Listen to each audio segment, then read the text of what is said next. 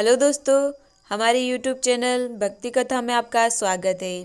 आज मैं आपके लिए लेके आई हूँ कार्तिक मास महात्म्य अध्याय 11।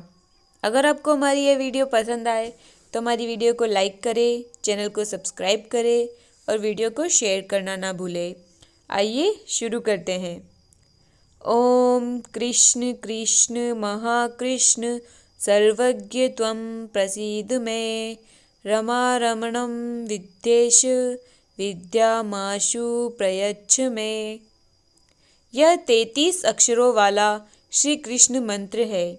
इस श्री कृष्ण मंत्र का जो भी भक्त जाप करता है उसे समस्त प्रकार की विद्याएं निसंदेह प्राप्त होती है। यह मंत्र गोपनीय माना गया है। इसका जप करते समय किसी को पता नहीं चलना चाहिए। कार्तिक महात्म्य अध्याय के 4, 5 व 6 की कथा के वीडियोस में मैंने कथा के साथ साथ आपको प्रातः स्नान के बारे में जानकारी दी थी। कार्तिक महात्म्य के अध्याय 7 व 8 की कथा के वीडियोस में मैंने कथा के साथ साथ आपको कार्तिक मास में की जाने वाली तुलसी पूजा के बारे में जानकारी दी थी। कार्तिक महात्म्य के अध्याय 9 की कथा के वीडियोस में मैंने कथा के साथ साथ आपको कार्तिक मास में की जाने वाली हरि पूजन, भजन, कीर्तन, हरि जागरण के बारे में जानकारी दी थी। कार्तिक महात्म्य के अध्याय 10 की कथा के वीडियो में मैंने कथा के साथ साथ आपको कार्तिक मास में किए जाने वाले दीपदान के बारे में जानकारी दी थी। इस वीडियो में भी मैं आपको दीपदान के बारे में ही कुछ जानकारी और दे रही हूँ। दीपदान इस महीने में नदी, पोखर, तालाब आदि में दीपदान किया जाता है।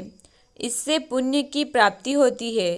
प्रातः नदी या तालाब में दीप प्रवाहित करना चाहिए।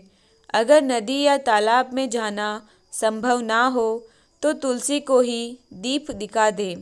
आकाश दीप भी जलाए। आकाश दीप जलाने के लिए संध्या समय में प्रतिदिन एक लंबे बांस के ऊपरी सिरे पर दीप प्रज्वलित कर बांस को खड़ा कर दे तथा रात्रि पर्यंत जलाए। ऐसा नियम लेकर इसे प्रथम दिवस से लेकर अंत तक निभाए। दीपदान के बारे में कुछ और जानकारी मैं आपको कार्तिक महात्म्य के अगले अध्याय 12 की कथा में दूंगी। अब आपको कार्तिक महात्म्य के अध्याय 11 की कथा का श्रवण करें। कार्तिक मास महात्म्य अध्याय 11। जलंधर का विष्णु भगवान से युद्ध तथा वर की प्राप्ति। नारद जी बोले, इंद्रादि देवता ने उन दैत्यों को अपनी ओर आता देख भयभीत हो विष्णु भगवान की स्तुति करने लगे। देवता बोले, कच्छ, मच्छ, कूर्म, मत्स्य आदि रूप धारण कर भक्तों के दुखों को दूर करने वाले ब्रह्मा, विष्णु, शिवादि रूप में जगत का पालन एवं संहार करने वाले तथा गदा, शंख, पद्म और चक्र धारण करने वाले आपके लिए हमारा नमस्कार है। हे लक्ष्मीपति, असुर निकंदन, गरुड़ नायक, पीतांबरधारी, यज्ञादि क्रियाओं के भोक्ता, हे शरणागत वत्सल, हम आपको बारंबार नमस्कार करते हैं। दैत्यों से संतापित मनुष्यों के दुखों का नाश करने के लिए वज्र रूप तथा शेषनाग की शैया पर शयन करने वाले सूर्य और चंद्रमा, यह 2 नेत्रधारी आपको बारंबार नमस्कार है। नारद जी बोले, जो मनुष्य इस संकटनाशक स्तोत्र को पढ़ेंगे वे हरि भगवान की कृपा से कष्ट नहीं भोगेंगे। इस प्रकार दैत्यों का नाश करने वाले विष्णु भगवान ने देवताओं द्वारा की गई स्तुति से उनके संकट को जान लिया। तब क्रोधित होकर शीघ्र ही गरुड़ पर सवार हो भगवान लक्ष्मी जी से बोले, आपका भ्राता जलंधर देवताओं को दुख दे रहा है। इससे उन्होंने मुझे बुलाया है, सो मैं युद्ध के लिए शीघ्र ही जाऊंगा।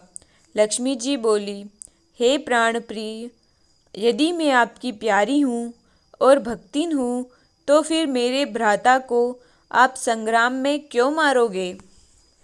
श्री भगवान बोले, शिवजी के अंश से पैदा हुआ ब्रह्मा जी के वरदान और आपकी प्रीति से यह जलंधर हमारे मारने योग्य नहीं है।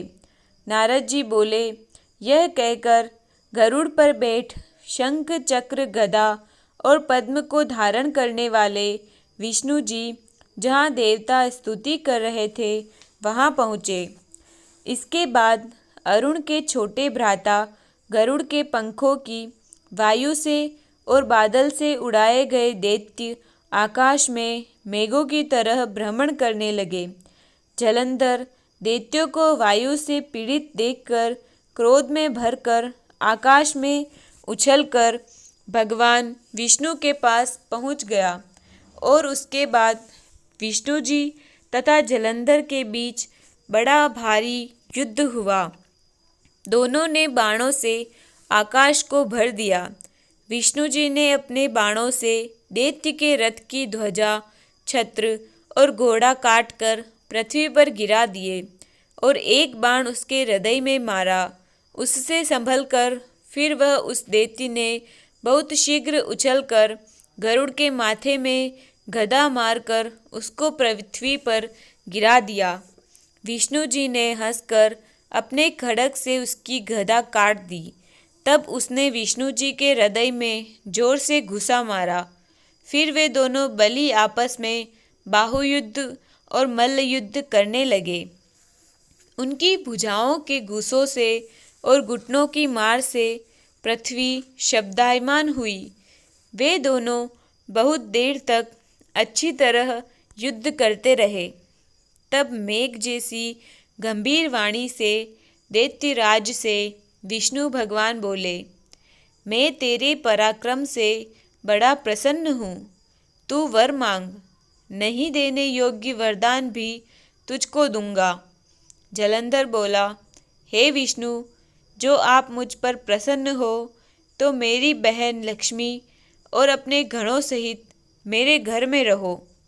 नारद जी बोले, बहुत अच्छा कहकर भगवान देवगणों, देवताओं और लक्ष्मी जी समेत जलंधर के नगर में पधारे।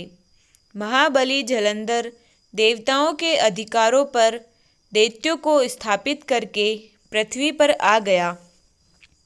देवता, गंधर्व और सिद्ध इन सबकी बहुमूल्य रत्नों के समान सभी उत्तम वस्तुओं को अपने अधिकार में करके तथा देव, गंधर्व, सिद्ध, सर्प, राक्षस, मनुष्य इन सबको अपने नगर में बसाकर त्रिलोकी का राज्य करने लगा।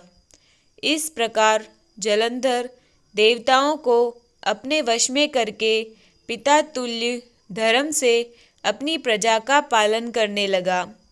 जलंधर के राज्य में रोगी, दुखिया, निर्बल और दरिद्री कोई भी दिखाई नहीं पड़ता था। उसके राज्य में सब प्रजा आनंद से समय को व्यतीत करती थी। इस प्रकार धर्म राज्य करने लगा। नारद जी बोले, एक बार मैं उसकी राज्य लक्ष्मी देखने के लिए और भगवान विष्णु की सेवा करने के लिए वहाँ गया। अब आगे का वृत्तांत 12वें अध्याय में सुने। इति श्री कार्तिक मास महात्म्य एकादश 11वां अध्याय संपूर्ण। जय श्री कृष्ण।